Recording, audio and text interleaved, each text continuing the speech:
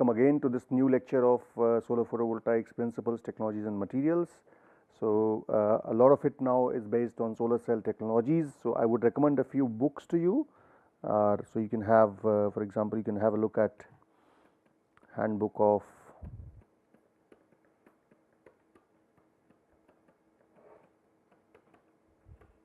although I might have told you this earlier, but Science and Technology by Luke and Hegdes. This is a nice book, and then you can also look at from the perspective of thin film solar cells. You can look at thin film solar cells by K.L. Chopra and S.R. Das, and you can also look at physics of solar cells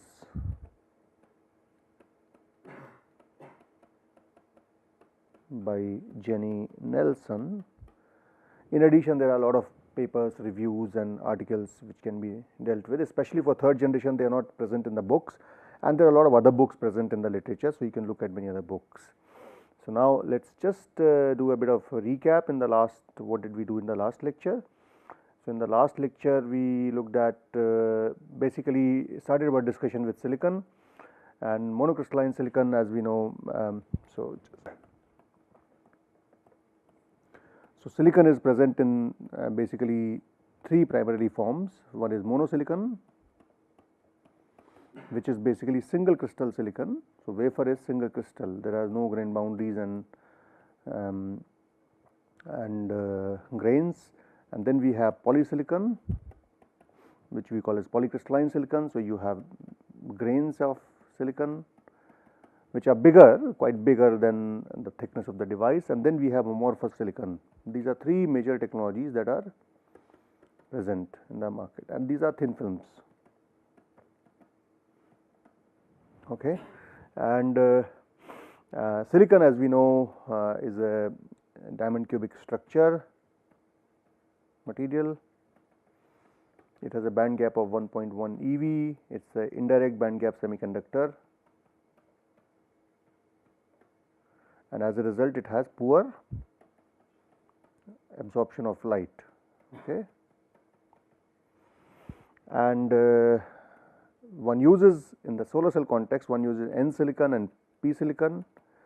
Both of these are made by doping. So, N silicon is, for example, made by phosphorus doping. This could be made by boron doping, and this doping leads to reduction in the carrier mobility as well as lifetime. However, P doped silicon has higher lifetime. So, tau N in P silicon is larger than tau P in N silicon. So, carrier lifetimes are a little larger in P and N silicon, P silicon over N silicon. As a result, P silicon is the base, N silicon is the typically the emitter. So, device form is like this. So, you have N silicon on top, P silicon at the bottom, and the radiation comes from top. So, important thing in this configuration is, since silicon is an opaque material, most of the and it is a light absorber, the kind of contacts that you put on top of it, that is very important. So, generally the way silicon is made with, so there are certain design considerations that we need to follow to make a good device. So, what are the design considerations?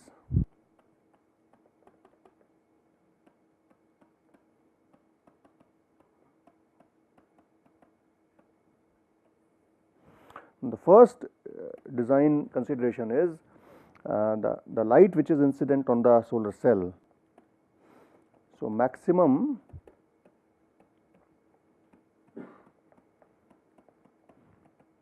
absorption of light into the solar cell. Okay. So, what does it mean? It means, one, you reduce the reflection losses, and that we also see in quantum efficiency, right. So, reduce reflection losses, which means you need to do some sort of things to do some sort of modifications to the surface, and then also you need to design your top electrode such that light is not blocked. Okay, and then you need to, and of course silicon is fixed, right? So you can't change the material, but you can adopt strategies so that you can have maximum absorption into the. So what we do is that in that case, optimize the device thickness. Okay.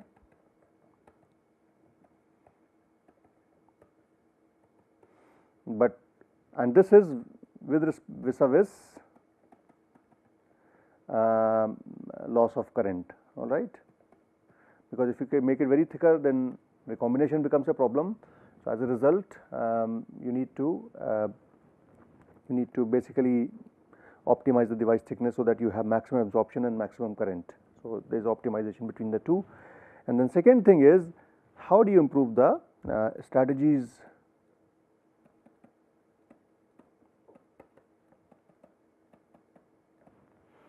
to improve the collection of charges and minimize the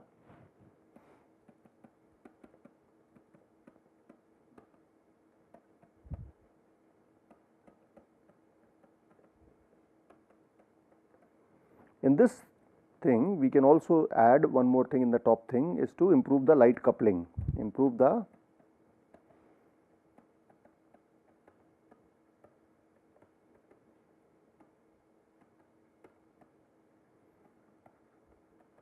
into the device.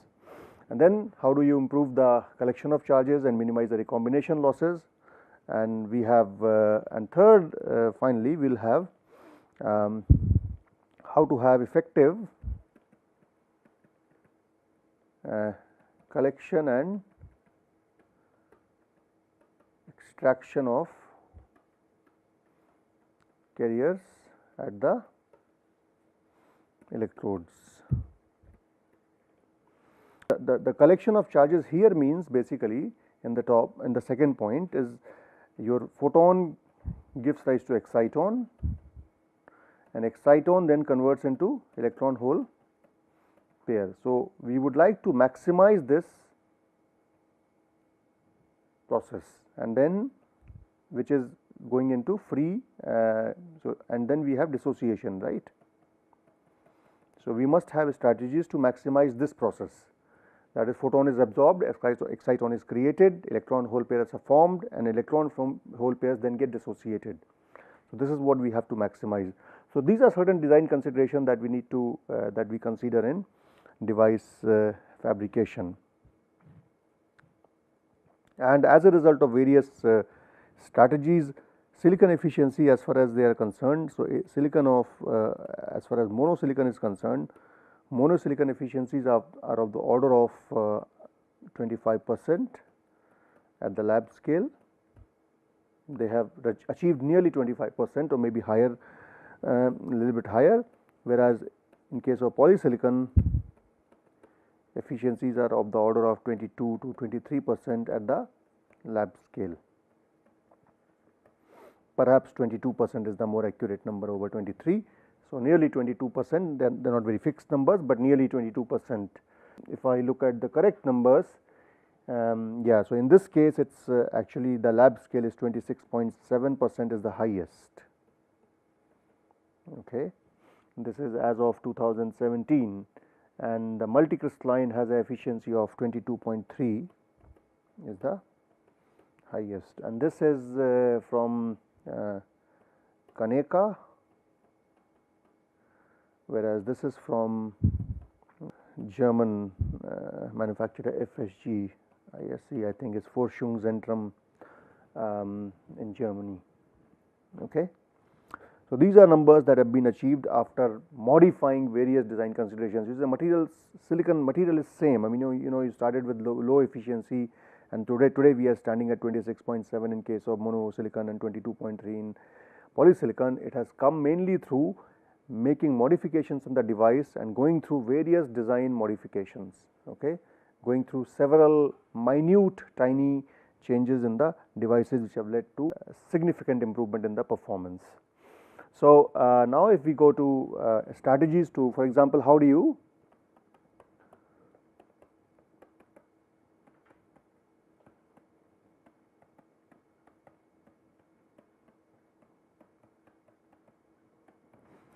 first thing that we follow is, so we have this as a solar cell device,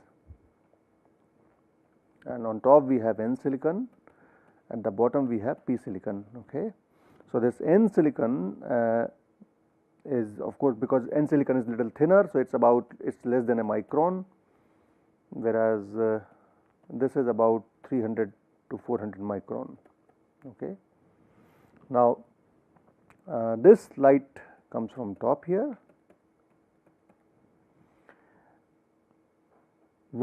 First thing is to minimize reflection, and this reflection is minimized by use of anti-reflection coatings, and generally we have a bilayer of you can say, so on silicon you can have SiO2, and on top of that we have a layer of TiO2. Okay. So, this leads to improved anti-reflection properties of silicon surface. Okay. You can also provide ARC on glass. So, use of ARC is done both for silicon as well as glass cover on top. Okay. And there are various oxide coatings. So, these are basically anti-reflection coatings are oxides, nitrides, and generally they are deposited by processes such as CVD, PCVD, and so on and so forth, chemical vapor deposition processes, which are large area processes, and these layers basically reduce they are very thin layers, but they reduce the reflection losses. Second thing that is achieved is to do the texturing of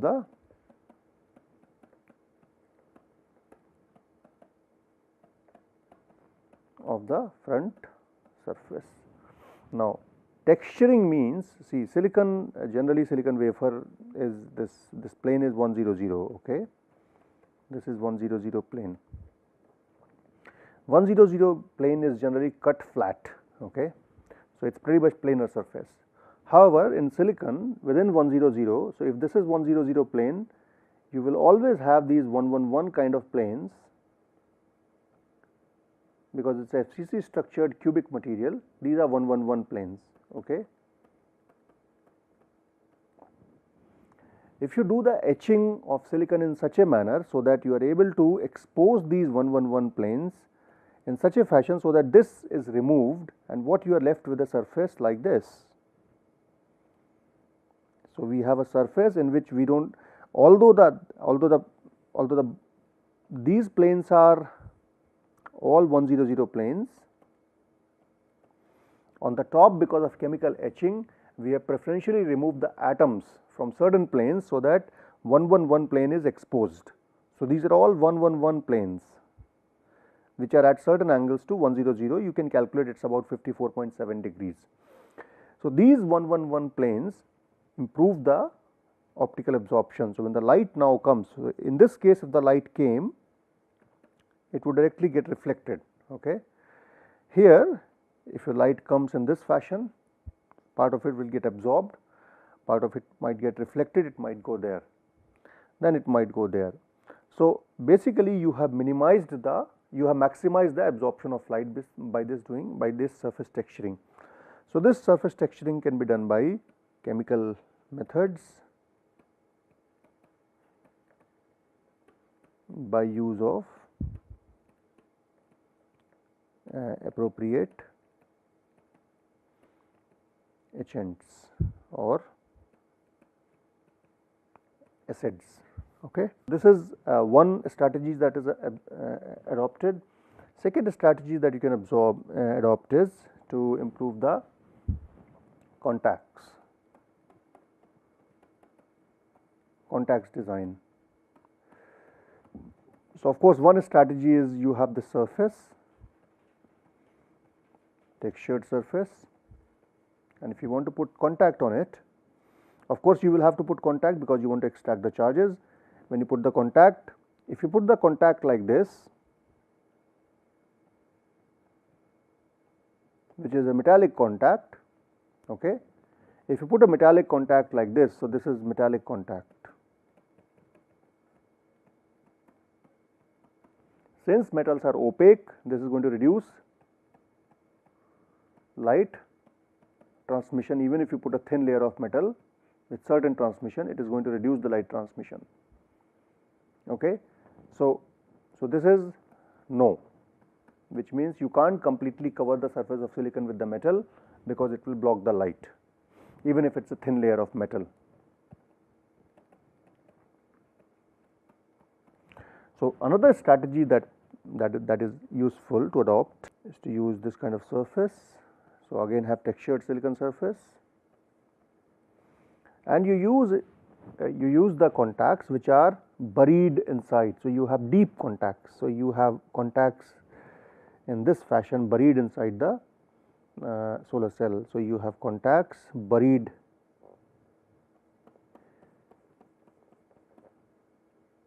at certain interval.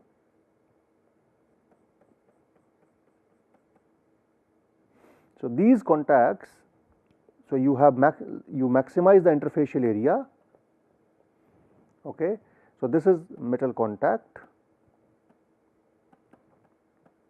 You have to of course optimize the spacing between these two as well as the height h, so that you have minimum parasitic resistance losses, because if you make them too far, then your device resistance will increase, your collection will be poor. So there is a need to optimize the spacing and the length of these contacts and the depth of these contacts. But however, if you do this, then you do not compromise on the light absorption. The most of the silicon surface is still available for light absorption by directly coming in contact with the light without having any intermediate blocking layer to prevent the light from coming.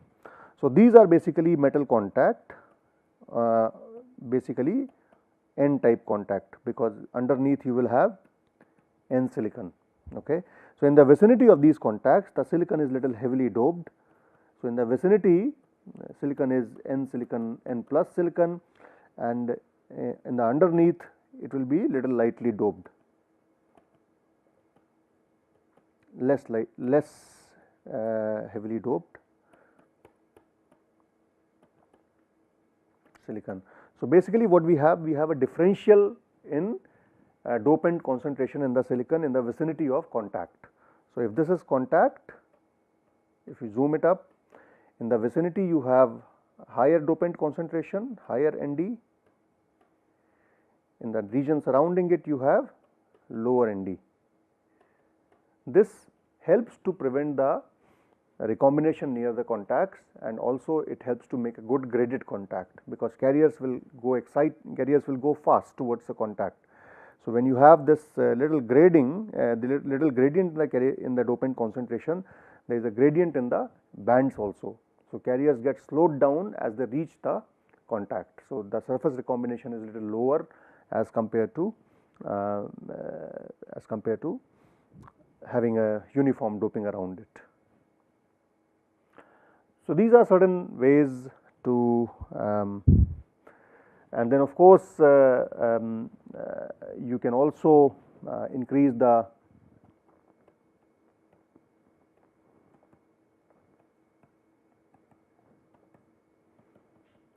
device thickness, because if you increase the device thickness, we know that I is equal to I naught exponential minus alpha x. So if your x increases, your absorption will increase, right? Amount of light absorbed will increase. So transmitted light will reduce as your thickness increases. As a result, you can increase the device thickness. However, device thickness cannot be increased indiscriminately because of constraints with LP and Ln, right? Because these are finite numbers. So if you increase it too much, then you will have a lot of recombination in the device. As a result, the device thickness should be optimized.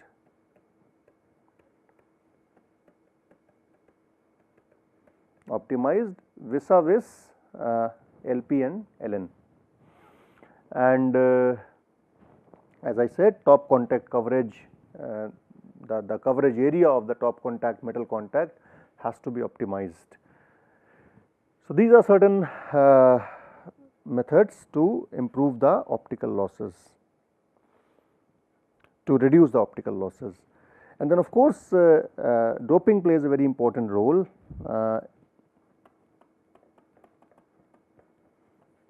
Doping helps in, so high doping leads to high built-in field, right, high VBI, because VBI is proportional to ln of NaND divided by Ni square. So, if you have high VBI, you are likely to get high VOC also. So, this may lead to high VOC, but when you increase the doping, doping also leads to higher recombination, especially at heavy doping. So, if you plot the VOC, so this is for example doping concentration in per cc, and this is for instance your VOC in volts, and then we have here, let us say, the diffusion length, because diffusion length, okay. So, generally the diffusion length, so if I plot diffusion length as blue, purple, so this diffusion length goes down at higher doping level, okay, because the scattering increases, as a result your mobility decreases, your diffusion lengths go down, because your lifetimes go down. But on the other hand, your doping tends to increase the VOC, so your VAC tends to increase, but because of this change in the diffusion length, the VOC again reduces because your currents start reducing, and VOC, as we know, is a function of current also. So, as a result, there is an optimum VOC that you get for, there is an optimum window of doping at which you get maximum doping. So, you can say you have an optimum window of doping, and this is around you can say about 10 to the power 16 to 10 to the power 18 per centimeter cube, if you think of this base doping, okay. So, doping is so on the left hand side you have decreased recombination. So, on this side you have lower recombination, because you have lower carrier concentration, minority carrier concentration is lower, as a result your recombination is lower. But on the other side you have higher recombination because of reduced diffusion length. So, there is a optimum that you need to work out, and this optimum is somewhere around this number in terms of VOC. Then of course, you need to again worry about the surface recombination to collect the charges efficiently. So,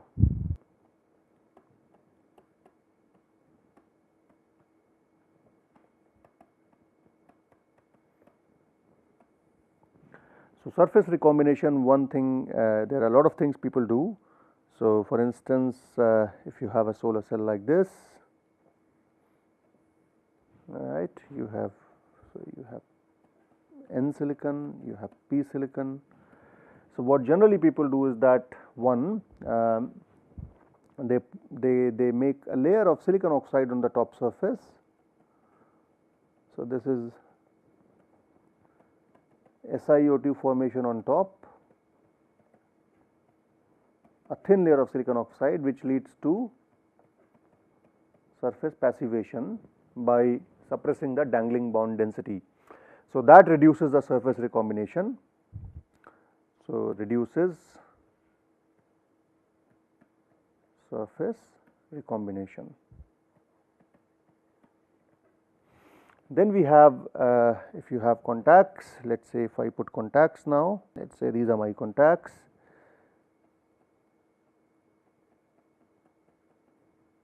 This is again another contact somewhere here. Contact has to be in touch with the silicon. So, oxide is at the places where there is no contact. okay, and oxide is transparent to light, so it does not affect the absorption. So near the contact, generally if this is contact, underneath you have this region as we said is heavily doped. So this would be N plus, this would be N plus, and this again keeps the minority carrier away from high recombination, so there is less recombination, okay.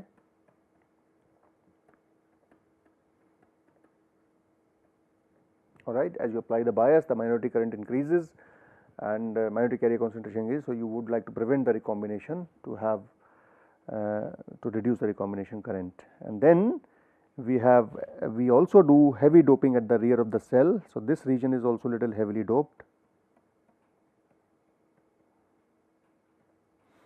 So you can say this is P plus region, again reduces the surface recombination, okay. And the reason basically is, suppose you have this if this is p type layer, let us say ECEV, okay, and in the bulk you have this as, let us say, Fermi level. When you heavily dope, the Fermi level goes down a little bit here. So as a result, carriers find a more higher barrier for. So basically, in terms of holes, the going down is a barrier. In terms of electron, going up is a barrier. So if you look at the N side, so I think it's more clear from the N side. So let us say if this is the Fermi level, uniform Fermi level, but if you raise the Fermi level, so let's say the carrier is coming from this side.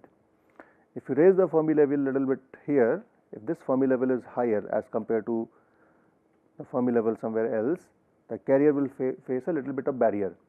This slows down the carriers, and as a result the surface recombination is lower. So that is why there is a gradient in composition that is put near the surface, near the contact on the top side and again near the contact on the bottom side. Both of these keep the carrier away from recombination. So recombination losses are reduced in both the cases, and this again is the contact on the back side. Alright, so this is what is done to improve the contacts, and a typical solar cell of so silicon, we have seen what kind of solar cell we can have. So this is what is the design, overall design.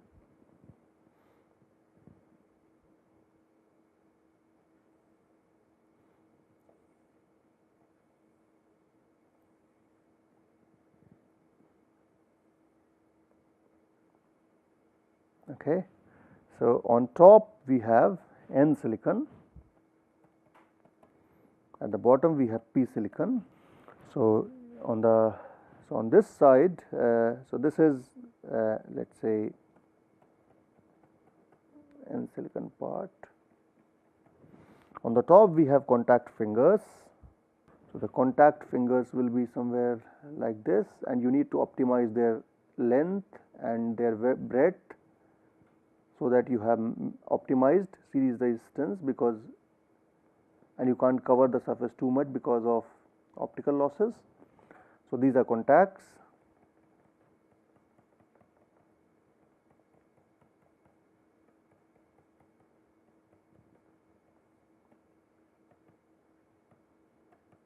On top, similarly you will have a contact at the bottom.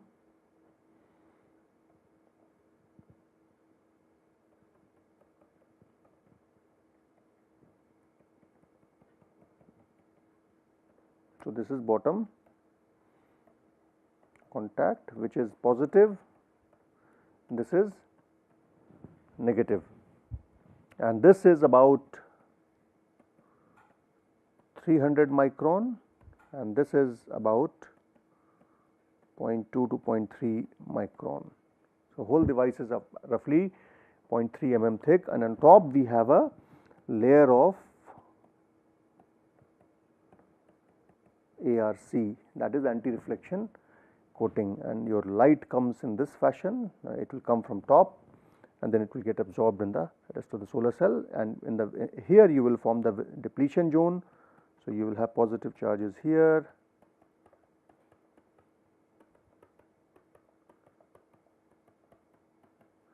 and your negative charges will be here. So, this will be your depletion region, and since top is more heavily doped as compared to bottom, the depletion region is more in the p side than in the n side. N side is much more thinner. So, this is typically this is a typical design that you have for silicon solar cells, and we will now move on to the next lecture, in which we will talk a little bit about the multi-silicon solar cell and polysilicon solar cell, and little bit about the silicon manufacturing. Okay. So, thank you.